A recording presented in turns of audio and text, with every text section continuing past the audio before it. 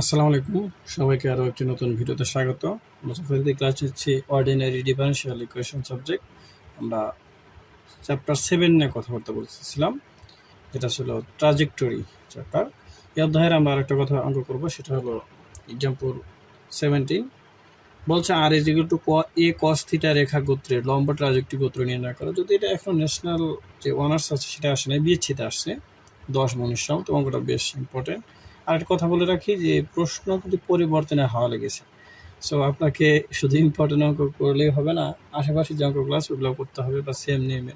অর্থাৎ আপনি যদি ভালো রেজাল্ট করতে চান বা ভালোভাবে শিখতে চান, তাহলে আপনাকে সব অঙ্ক একটু করে প্র্যাকটিস করে অভ্যাসের মধ্যে রাখতে হবে, যাতে ব্যতিক্রম থেকে প্রশ্ন হলেও আপনি যেন সুন্দর করে অ্যান্সার করতে পারেন। তাহলে চলুন এটা আমরা সমাধান করি। সলিউশন।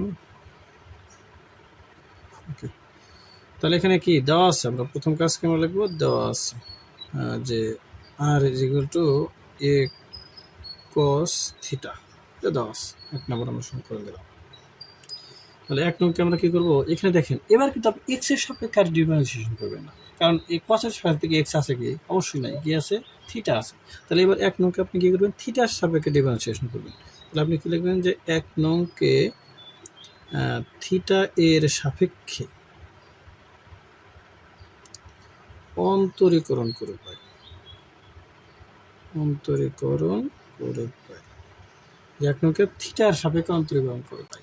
তাহলে এটা আপনাকে অন্তরীকরণ করতে শুরু করেন। তাহলে এটা করলে কি হবে, ডি আর ডিভাইডেড ডি থিটা, এখানে কি ছিল এ কস থিটা, একে রেখে কসকে করলে হবে মাইনাস সাইন থিটা, একে রেখে যদি কসকে ডিফারেন্সিয়েশন করেন তাহলে কি হবে মাইনাস সাইন থিটা, আর থিটাকে থিটার সাপেক্ষে করলে 1 হবে, আর একে করলে 0 হবে, করার দরকার নেই। তাহলে এটা আপনার ফাইনাল লাইনটা এরকম দেখতে পারেন যে ডি আর ডিভাইডেড ডি থিটার সমান মাইনাস এ সাইন থিটা। এখানে আপনি দেখেন এই এ অপসারণ করতে হবে, কি করতে হবে আপনাকে, এ কে অপসারণ করতে হবে। এখন এই এ অপসারণ করলে আপনি দেখেন যে এ পরিবর্তে কি লিখতে পারেন, আর ডিভাইডেড কস থিটা। এখানে 1 নম্বর থেকে যদি লেখেন আপনি এ সমান কি আর ডিভাইডেড কস থিটা, তাহলে আপনি এ এর মান বসান। তাহলে আপনি এখানে লিখতে পারবেন যে ডি আর ডিভাইডেড ডি থিটা সমান মাইনাস এর মান কি হবে, আর ডিভাইডেড কস থিটা লিখতে পারবেন। এখানে কি আগে থেকে আছে আপনার কাছে কি সাইন থিটা, তাহলে এখানে আপনি কি লিখতে পারেন, ডি আর ডিভাইডেড ডি থিটা সমান কত, মাইনাস এই সাইন উপরে আসে, আটটা সাইডে নিয়ে আসেন, তাহলে কি হবে sine theta by cos theta, আর সাইন সাইডে দিলাম, তাহলে এখানে কি 1, সাইন থিটা উপরে আসলো, সাইন থিটা বাই কস থিটার সূত্র হলো কি ট্যান থিটা, কি হবে আপনার ট্যান থিটা। তাহলে আপনি এটা হলো আপনার 3 নম্বর সমীকরণ পেলেন, কত, d r by D theta সমান মাইনাস আর ট্যান থিটা। এটা আপনি কি করতে পারেন, যে 3 নম্বর সমীকরণ দিতে পারেন। এটা আপনার 2 নম্বর সমীকরণ, এটা আপনি কয় নম্বর দিতে পারেন, 3 নম্বর সমীকরণ দিতে পারেন। কি করছি, কিছুই না, জাস্ট আপনার কি করছি, এই এ এর মান বসাইছে। আপনি এখানে লিখতে পারেন যে এ এর মান বসি, আপনি লিখে দিলেন, আপনি না লিখলেও কোনো অসুবিধা নেই। আপনি এখান থেকে এ এর মানটা দিয়ে বসে আর ডিভাইডেড কস থিটা এই মানটা বসে, তাহলে সাইনটা এখানে চলে আসলো, সাইন থিটা বাই কস থিটার সূত্র হলো কি ট্যান থিটা। এখন এই যে আশা করি আপনি বুঝতে পেরেছেন। এখন দেখেন আমরা বলছিলাম যে ট্রাজেক্টরি যে প্রবলেমগুলো আছে এগুলো সলভ করার জন্য আমরা কী করতে হবে, যে আমাদের যে ডিওয়াই বাই ডিএক্স থাকবে সেটার পরিবর্তে minus d x by D theta বসাবো, বা ডিএক্স বাই ডিওয়াই বসাবো। এবার আছে কি ডিআর বাই ডি থিটা, তাহলে আপনি ডিআর বাই ডি থিটার পরিবর্তে কী বসাবে, এবার বসাবেন হলো minus r square d theta by d r. তাহলে এবার আপনি কী করবেন, যে এখন ডিআর বাই ডি থিটা এর পরিবর্তে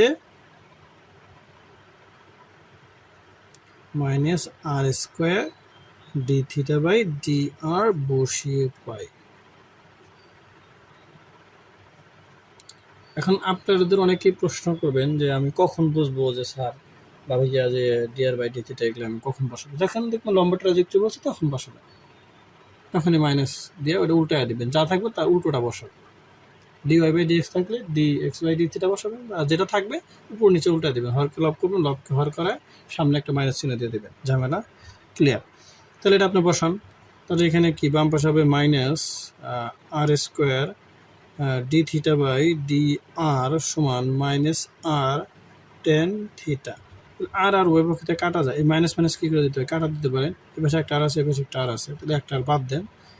তাহলে আপনার বাম পক্ষে থাকবে কি আর D theta divided D r সমান টেন থিটা। তাহলে আপনি এই ডি থিটা এ পাশে কী আছে না, এই পাশে গুণ করে দেন। তাহলে আপনি দেখেন এই পাশে একটা কাজ করি, এখানে আর ডি থিটা রাখি, এই পাশে টেন থিটা আছে থাক, এটা ভাগ আছে, এই পাশে কী হবে গুণ হবে। পরিষ্কার ধারণা নেব, এই পাশে কি ভাগ আছে, পাশে কী হয়ে যাবে গুণ হয়ে যাবে। আচ্ছা, তাহলে এখানে আমরা এইটা এই পাশে কী আছে, এই পাশে ভাগ আছে, গুণ আছে, এই পাশে কী হবে ভাগ হবে।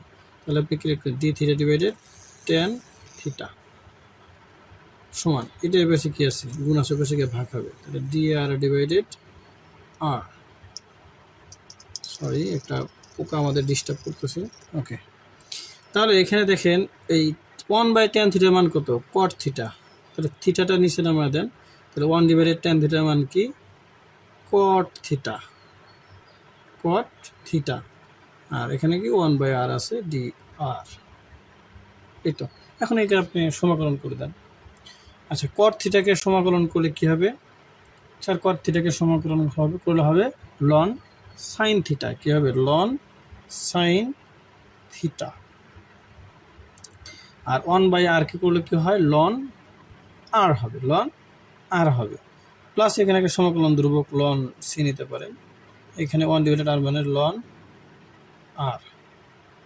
ওকে, তাহলে এবার আপনি কি করতে পারেন যে এই দুটা গুণ আছে যোগ আছে গুণ করে দেন। আমি ওই পাশে যাবো না, এই পাশে শেষ করে দেবো, আর একটু আছে এক লাইন। তাহলে দেখেন এই পাশে আপনি কী করতে পারেন লন সাইন থিটা, তাহলে লন সাইন থিটা, তাহলে সাইন থিটা আর লন সি, তাহলে এখানে কী হবে এখানে ln sine theta into ln C সমান কত আছে পাশে লন আর আছে, এই লন আর এর লন কিনতে পারেন বাদ দিতে পারেন। তাহলে অতএব আর সমান কী হবে, আর সমান হবে c sine theta, c sine theta, r সমান সি সাইন থিটা। তাহলে ইহাই আপনার নির্ণয় লম্ব ট্রাজেক্টরি বা আনসার। আপনারা লিখবেন ইহাই নির্ণয় লম্ব ট্রাজেক্টরি। আশা করি বুঝতে পেরেছেন। No more today. আল্লাহ হাফিজ।